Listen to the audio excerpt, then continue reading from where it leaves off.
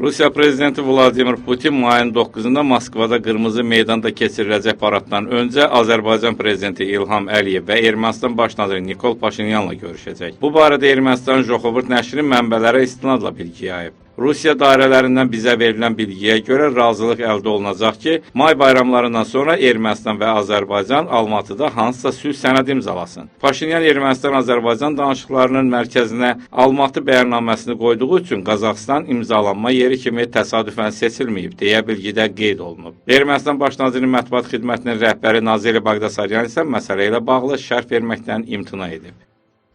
Sazişin indiki mərhələdə Rusiyada keçirilən görüşdə razılaşdırılması, ondan sonra Qazaxstanda və yaxud da hər hansı bir digər yerdə imzalanması ilə bağlı deyilənlər, belə deyək, ciddi məsələlər deyil.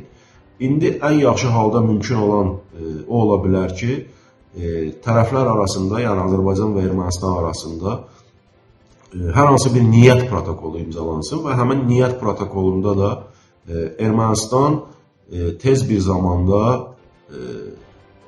öz konstitusiyasına dəyişikliklər edərək Azərbaycana qarşı ərazi iddialarından imtina etməsi ilə bağlı öhdəlik götürsün.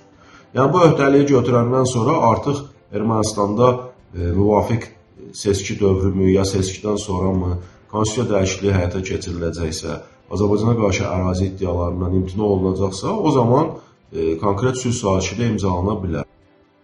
Xatırladaq ki, ötən ay Azərbaycan Xarici İşlər Nazirliyi rəsmi bəyanatla çıxış edərək Ermənistanla sülh müqaviləsi mətni üzrə danışıqların başa çatdığını təsdiqləyib. Ermənistan Xarici İşlər Nazirliyi də Azərbaycanla sülh sazişinin mətni üzrə danışıqların başa çatdığını təsdiqləyib. Bundan əlavə İrəvan Bakı ilə sülh müqaviləsinin imzalanma vaxtı və yerini müzakirə etməyə hazır olduğunu da bildirib. Elçin Şuşalı, Qafqaz TV üçün.